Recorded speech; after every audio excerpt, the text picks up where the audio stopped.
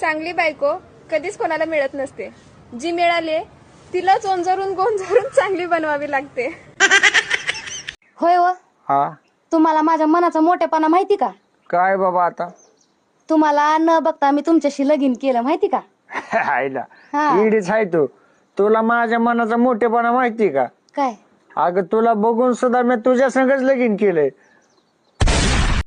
लफडे करा पण एवढे करू नका की लग्नासाठी पोरगा पाहायला आल्यावर पोरगाच म्हणून अयो हे तर माझ्या मित्राचं पिल्लू आहे. बायको समोर जाऊन दुसऱ्या स्त्रियांचा विषय काढणं म्हणजे ना पेट्रोल पंपावर जाऊन सिगरेट म्हणण्यासारखं आहे. बरोबर आहे की नाही? मम्मा आप मेरे साथ रहना चाहोगे या पापा के साथ? पापा के साथ. पापा के साथ क्यों? पापा के साथ रहूंगी तो तेरे जैसे 4 आ जाएंगे. ओ कारभारी, आपण स्नेक प्लांट घेऊयात का? तू घरात असताना सापाच्या झाडाची काय गरज? हे घरासाठी चांगलं असतं. लग्न करताना मला पण घरच्यांनी हेच सांगितलं होतं. तुम्हाला जर आयुष्यामध्ये खुश राहायचं असेल तर बायकोवर प्रेम करा. मग ती बायको कुणाची का असणार? बाई काय प्रकार, बाई पागल झालाय का? गप्रे. हे भावा, तुझं लग्न झालं नाही म्हणून तू टेन्शन घेऊ नको, कारण लोकांची बायको लाखात एक असते आणि तुझी करोडो मध्ये एक आहे, म्हणूनच भेटना झाली आहे. बायको खुश तर नवरा खुश, नवरा खुश तर बायकोला प्रश्न, हा बाबा एवढा का खुश? बाई हा काय प्रकार?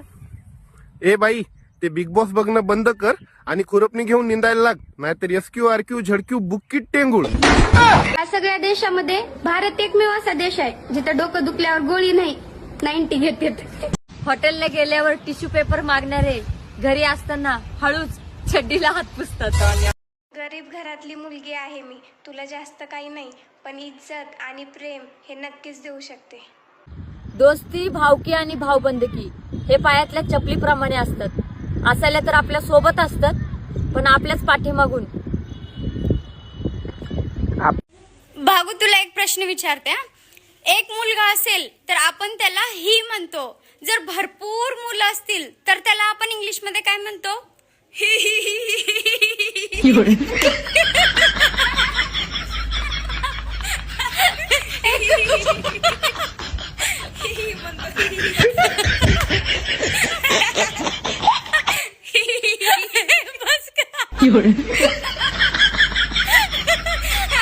अहो माझ्या मैत्रिणीचा वाढदिवस आहे, काय गिफ्ट देऊ? लय पैसेवाले आहे का? होय लय श्रीमंत आहे. मग माझा नंबर दे. एक आजकालच्या पोरींना कसं नवीन नवीन रोज मेकअप करायची सवय लागलेली असत्या, तसंच पोरं पण बदलायची नवीन नवीन सवय लागलेली असत्या. खरं त्यांना माहित कुठं असते स्वतःच्याच पायावरती कुऱ्हाड मारून घ्यायला लागल्यात ते.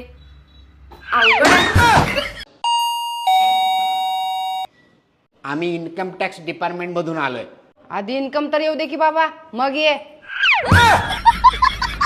दादा, तेवढी आतमधली भांडी घासून दे की, मी तुला माझ्या मैत्रिणीचा नंबर देते.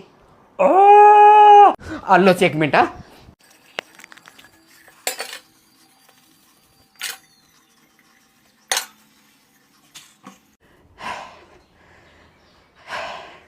दीदी झाले भाऊ भांडे घासून. दे आता नंबर. घे नंबर. सांग घे. 9 9 8 8 7. 7 पुढे सांग की. झालं की नंबर? काय? अरे हा माझ्या 3 मैत्रिणींचा नंबर आहे, चप्पलचा.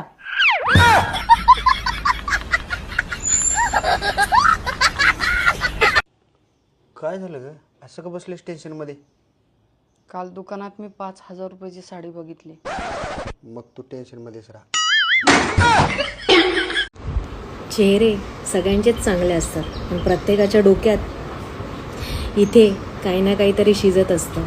विचार करा ना, जेव्हा पाणी उकळतं भांड्यात तेव्हा त्या पाण्याला पण हेच वाटत असेल ना की हे भांडं नसतं तर आगीला बरोबर दाखवलं असतं मी काय आहे ते.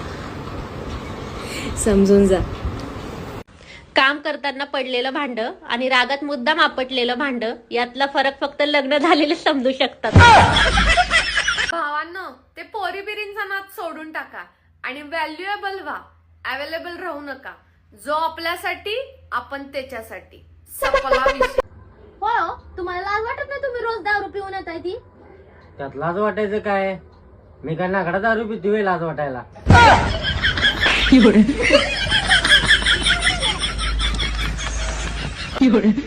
अहो आपल्या महाराष्ट्रीयन फॅमिली किती मस्त असतात ना. होय की, आजारी एक जण पडतंय आणि डाळ भात अख्ख्या घराला खावं लागतंय.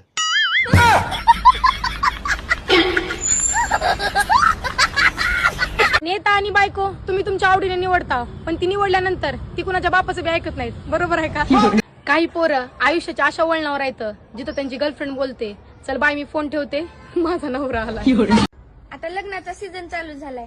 सरकारी नोकरीवाले येतात आणि बेरोजगाराचं पाखरू घेऊन जातात. काय मग करमते का माझ्याशिवाय? सांगत असते भांडू नको तरी भांडायचं. बस आता तसंच बोलत. मी नाही बोलणार, तूच बोलायचं पाहिजे. ऐक की तुला एक गोष्ट सांगू का? सांग की. तू लाखात एक आहेस, लाखात. होय का? तू पण काय कमी नाहीस, तू पण लाखात एक आहेस. ए बाबा तुला येडबीड लागले का काय? मी करोडोत एक आहे. काय तर बोलतोय उगच. लग्न झालेले लोक पेपरमध्ये कधीच भविष्य बघत नाही. ते सकाळ सकाळी बायकोचा चेहरा बघूनच ओळखतात आजचा दिवस कसा जाणार. तू माझ्यासोबत खोटं बोलून लग्न केली आहेस. काय खोटं बोलले मी? तू म्हणलीस तुझा बाप गावातला सगळ्यात मोठा माणूस आहे. मोठेच आहेत की मग, 102 वर्षाचे. 1 2 3 4 5 6 7.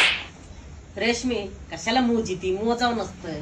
काय होतंय मोजून? तुम्ही का बसा. 1 2 एखादा मला नाही, तुम्हाला डॉक्टरने सांगितलंय खायचं नाही म्हणजे नाही. रेशमी दिना एखादा, मला लय बुंदीचे लाडू आवडते. डॉक्टर म्हणलेत नाही खायचा बुंदीचं लाडू. लय भर लागून जाते. अगं रेशमी, हे बुंदीसाठी मी किती डोंगर डांगर पार करून जायचो आम्ही खायला. मग तुमची काळजी आहे, बाकी काहीच नाही तर हे लाडू मी तुम्हाला दिले असते. मोबाईल कसं नवीन नवीन अपडेट होऊन मॉडेल बदलत असतात, तसं आता पोरी पण अपडेट होऊन बदलायला लागल्या. काय होत्या पोरी आणि आता काय झाल्यात पोरी. ह्या की जरा 4 दिवस मोबाईल काढून मग कळते बदललेले मॉडेल आणि केलेलं अपडेट कसं असतंय ते. कोणाचे भांडे चोरून संसार नाही थाटते. चुकलं. रिप्लाय करायचा नसेल तर ते मोबाईलचं डबडं इक आणि रेडिओ घे, रेडिओ. आम्ही काय येडे का मेसेज करायला? नाही तर काय राव. फोटोच काढून राहिले ना. थोबड तोंडाची. अँगल असं घे ना. फोटो मध्ये असं घ्या, असं नाही का. फोटोच नीट आला पाहिजे. हा थोबड तर बघितलं कसं आहे. आज आंघोळ केली होती का? काय म्हणले? काय नाही, फोटो लय भारी येतोय. मी काय म्हणते, फोटो चांगलाच आला पाहिजे. थोबड तर बघितलं का? माकडी वाणीचे लय भारी. असं घ्या ना, थोडा वाकडा वा ना थोडं तुम्ही. वाकडं. आता तोंडात घालता का? बघा बरं, भारी आहे ना. हे याला फोटो म्हणतात का? तिकडं जाळू त्यांच्या फोटोचा. मराठी काय काय पोरी एवढ्या हुशार असतात की त्यांनी त्या पोराला बी चुना लावतात, जी पोरग गाडीची टंकी हलवून सांगू शकते की गाडी कुठेपर्यंत जाणार आहे. लग्नाआधी नवरा म्हणाला होता, तुला माहेरची आठवण अजिबात येऊ देणार नाही.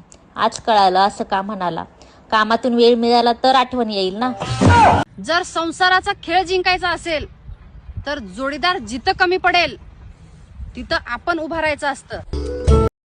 मित्रांनो, तसं पाहायला गेलं ना तर मी कोणाच्या बापालाही भेट नाही.